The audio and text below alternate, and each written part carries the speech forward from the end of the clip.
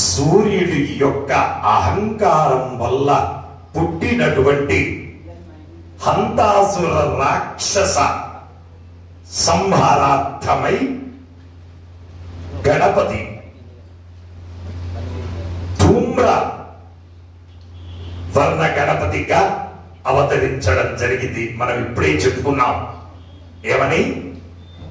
ఆ హంతాసుర రాక్షసుడు ముల్లోకాలలో కూడా ధూమాన్ని వ్యాపింపచేసి తద్వారా అతడు ఎక్కడున్నాడో తెలియక గణపతి ఎంబడి ఆ ముల్లోకాల్లో ఉన్నటువంటి ధూమాన్ని మొత్తం కూడా తన తుండముతో పీల్చివేశాడు.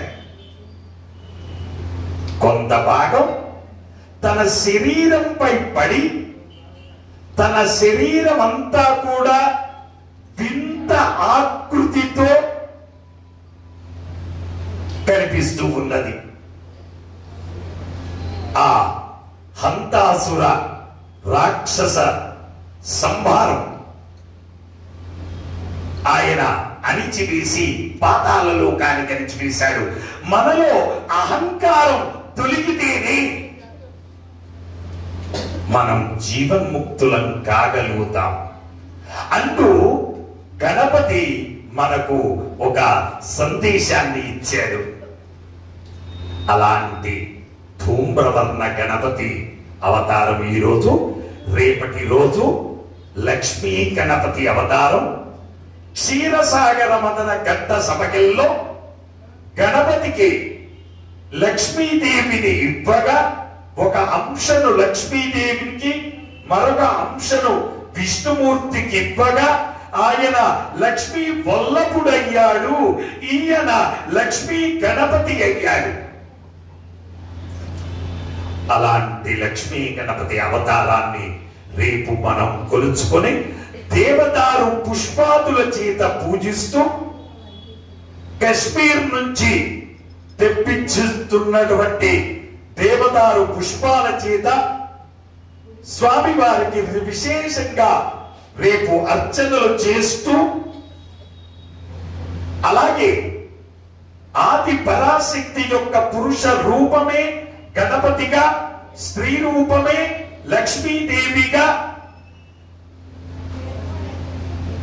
కలౌ చెట్టి వినాయకు అని ఆర్యోక్తి ప్రకారంగా మనం కలియుగంలో ఇద్దరు దేవతలు మాత్రమే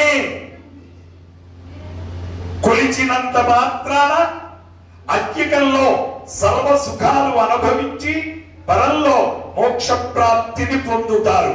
వారే కలవు చండీ వినాయక. చండీదేవి వినాయకుల యొక్క ఆరాధన. వినాయకుడి ఆరాధన చేస్తే సర్వదేవతారాధన ఫలం లభిస్తుంది.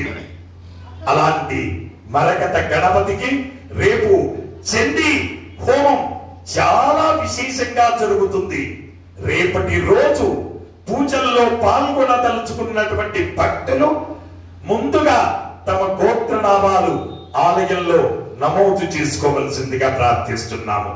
ఇప్పుడు ఈ రోజు అన్నదానానికి మరియు భూదానానికి ద్రవ్యము సమర్పించినటువంటి దాతల యొక్క పేర్లు: గంగాధర గోత్రం సిహెచ్ శంకర్, లింగమ్మ, శ్రావణి, సౌమ్య, కీర్తి, లక్ష్మీ గారు 516 రూపాయలు సమర్పించారు.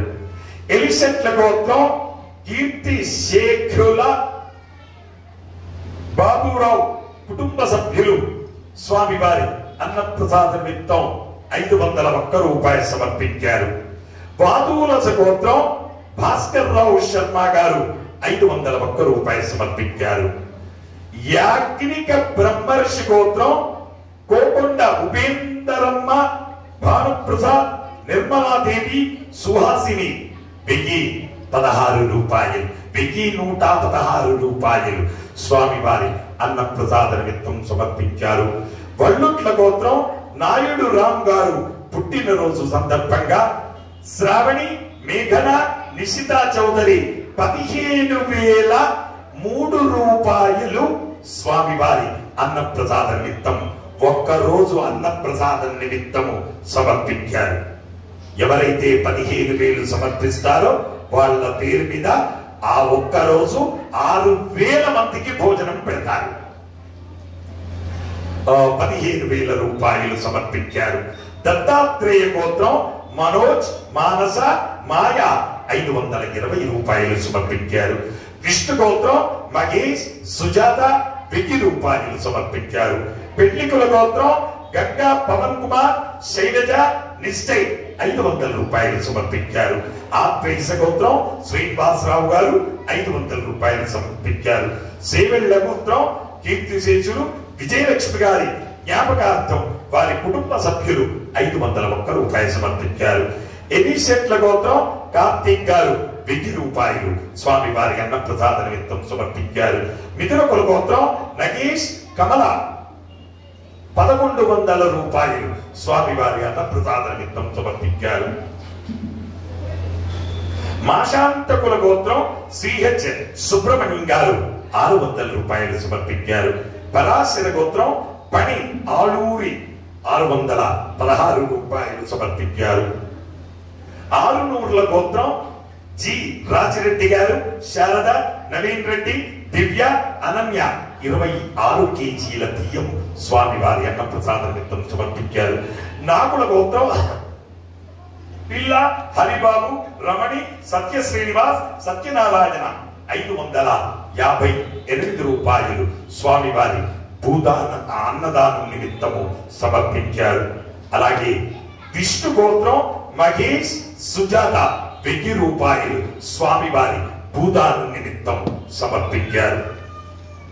హే ప్రభు, మరకత శ్రీలక్ష్మీ గణపతి అన్న ప్రసాదార్థం భూదానార్థం ద్రవ్యం దత్వా తస్సర్వే జనానాం మనోవాంఛ ఫలసిద్ధి ద్వారా శరీరే శుక్లాది సప్త ధాతుభ్యః దోషత్రయ జనిత సర్వరోగ నివారణ పూర్వక దృఢత్వ సిద్ధి ద్వారా ఆధ్యాత్మిక, ఆది భౌతిక, ఆది దైవిక, భౌమ్య, అంతరిక్ష, దివ్య, మహోత్పాద, దుస్వప్న, దుశ్శకున, అద్భుత దర్శన సంభవిత దుష్టారిష్ట పీడ పరిహార ద్వారా వేద ఆశీర్వచనం కరిష్యే.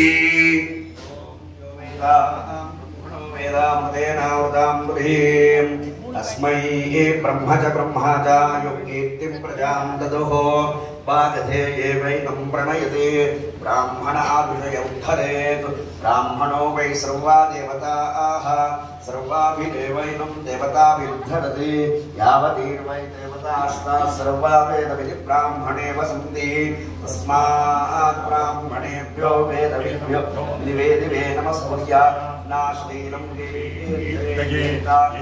దేవ దేవతా ప్రీణామి శతమానం